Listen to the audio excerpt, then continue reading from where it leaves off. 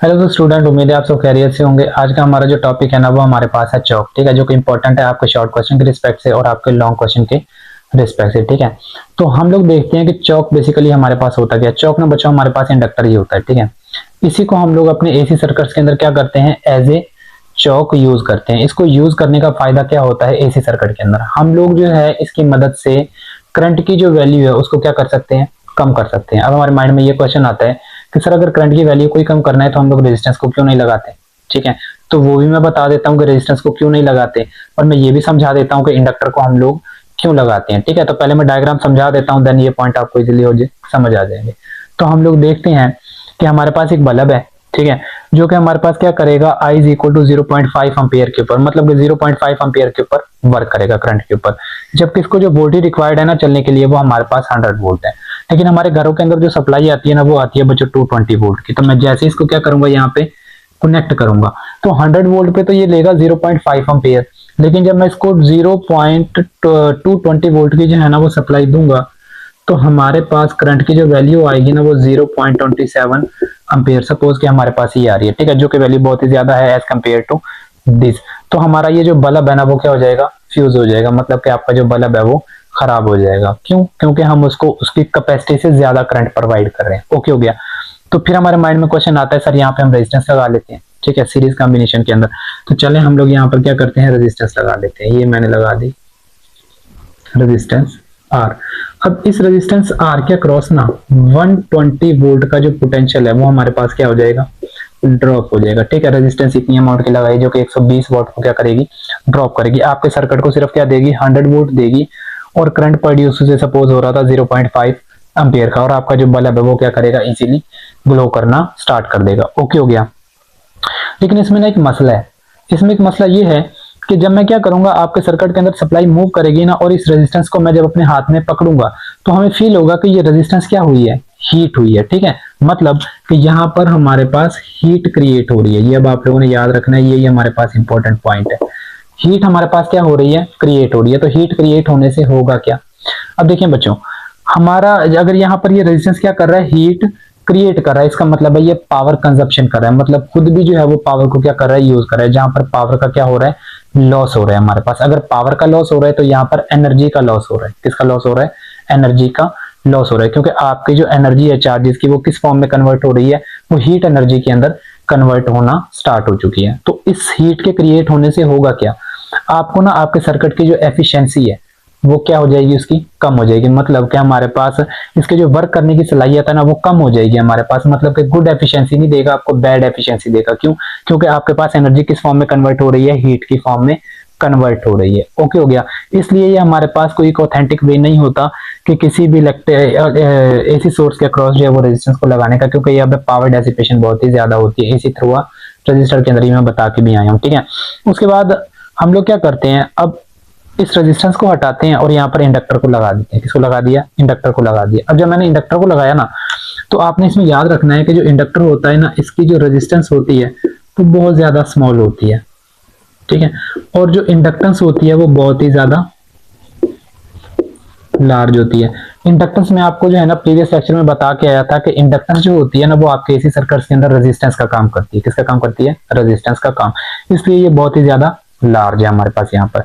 अब मैंने क्या किया, इस एसी सप्लाई को इस इंडक्टर और अपने बल्ब के अक्रॉस क्या कर दिया, कनेक्ट कर दिया। अब जब मैंने इसको कनेक्ट किया ना तो मेरे पास हुआ क्या, आपको यहाँ पर जो करंट की वैल्यू मिली ना वो हमें मिली 0.5 एम्पियर, और वोल्टेज भी इसको कितना मिल रहा है, 100 वोल्ट का ही मिल रहा है। और सप्लाई कंटिन्यूसली क्या कर रही है, मूव कर रही है। ठीक है, तो 220 यहाँ पे भी था, 220 यहाँ पे भी था। तो यहाँ पर मेरे पास करंट को कैसे कंट्रोल किया, इंडक्टर ने। अब देखिए इंडक्टर जब मैंने आपको स्टडी करवाया था ना, इंडक्टर में मैंने आपको ये बताया था कि इसकी जो सेल्फ इंडक्टेंस है ना वो बहुत ज्यादा है। मतलब कि हमारे पास ये कॉइल, इसके अंदर से जब करंट गुजरेगा ना तो ये अपनी सराउंडिंग में क्या करेगी, मैग्नेटिक फील्ड जनरेट करेगी। और जो मैग्नेटिक फील्ड है वो हमारे पास इंड्यूस्ड करंट जनरेट करती है। और जो इंड्यूस्ड करंट होता है ना हमेशा उस चीज को अपोज करता है, जिसकी वजह से वो क्या होता है, पैदा होता है। तो ये पैदा हुआ आपके सर्किट के करंट की वजह से, उसी को इसने क्या किया, अपोज करना स्टार्ट कर दिया। मतलब उसी के मुखालिफ सिमत में ये मूव करना स्टार्ट कर देगा। सपोज कि आपका जो सर्किट का करंट है वो मूव कर रहा है एंटी क्लॉकवाइज। ठीक है, आई तो जब इसके अंदर से गुजरेगा ना तो हमारे पास क्या होगा, ये इंड्यूस करंट जनरेट करेगा। अब वो जो इंड्यूस करंट होगा ना, वो कुछ इस तरफ को होगा, क्लॉकवाइज होगा हमारे पास, ठीक है, ये याद रखना है आपने। इंड्यूस्ड करंट हमारे पास, ठीक है, वो हमारे पास क्या होगा, एंटी क्लॉकवाइज होगा हमारे पास, ठीक है ना। क्यों एंटी क्लॉकवाइज होगा, क्योंकि मेरे पास इसकी जो इंडक्टेंस की वैल्यू है वो बहुत ही ज्यादा हाई है हमारे पास। अब देखें, आपने ना एक फॉर्मूला रीड किया है, मैं यहाँ पर वो लिख भी देता हूँ। आपने एक फॉर्मूला रीड किया है पीछे, X L is equal to V R M S divided by I R M S, ठीक है।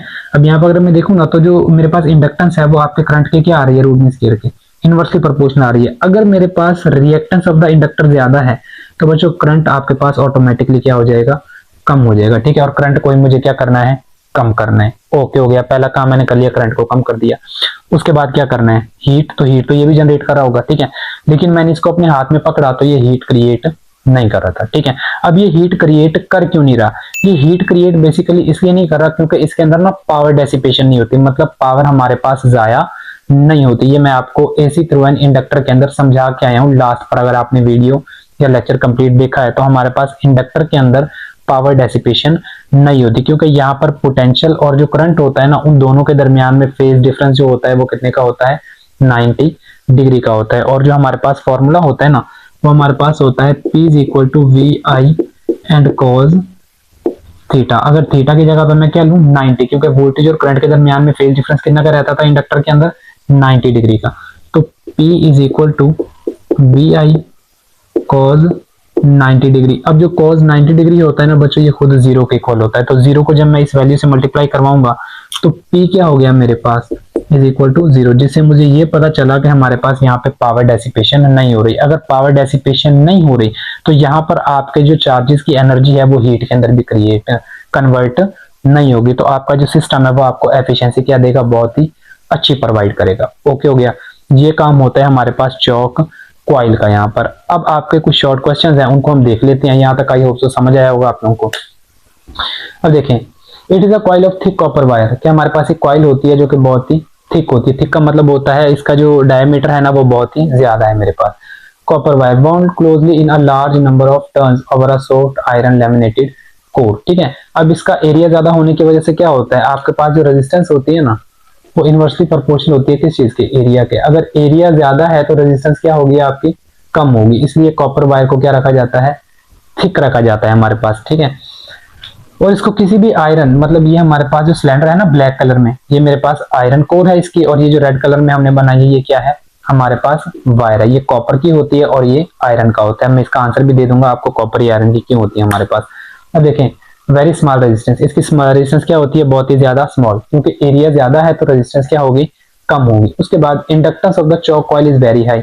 इसकी जो इंडक्टेंस होती है ना वो बहुत ही ज्यादा हाई होती है। हमारे पास इंडक्टेंस क्यों ज्यादा हाई होती है, अब इसी का आंसर आपको यहाँ पे मिलेगा, ठीक है, इस कोर की वजह से हमारे पास। अब नीचे ना एक क्वेश्चन लिखा है, why is the chalk coil core of made soft iron हमारे पास, ठीक है, कि आपके पास ये जो कॉइल की कोर होती है इसको सॉफ्ट आयरन का क्यों बनाया जाता है। बच्चों देखें, हमारे पास जो सॉफ्ट आयरन होता है ना वो बहुत ही अच्छा एक मैग्नेटिक मटेरियल होता है हमारे पास, ठीक है, जिसकी मैग्नेटिक परमेबिलिटी जो है ना वो बहुत ही ज्यादा होती है, मतलब बहुत ज्यादा अमाउंट में मैग्नेटिक फील्ड को जनरेट करता है। अभी जितनी ज्यादा मैग्नेटिक फील्ड जनरेट करेगा ना उतना ही ज्यादा इंड्यूस करंट हमारे पास क्या होगा, पैदा होगा। और जितना ज्यादा इंड्यूस करंट पैदा होगा ना वो उतना ही आपके सर्किट के अंदर करंट को क्या करेगा, ब्लॉक करेगा। इसलिए हम लोगों ने यहाँ पर ये लिखा हुआ था कि एल हमारे पास लार्ज। ये लार्ज कब होगी, जब हमारे पास क्या होगी, ये जो कोर है आपकी वो किसकी बनी होगी, सॉफ्ट आयरन की जो है वो बनी होगी। यहाँ पे मैं आंसर में लिख भी देता हूं तो आप लोग भी इसको लिख लीजिएगा।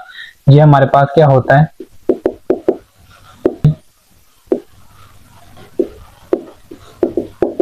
मैग्नेटिक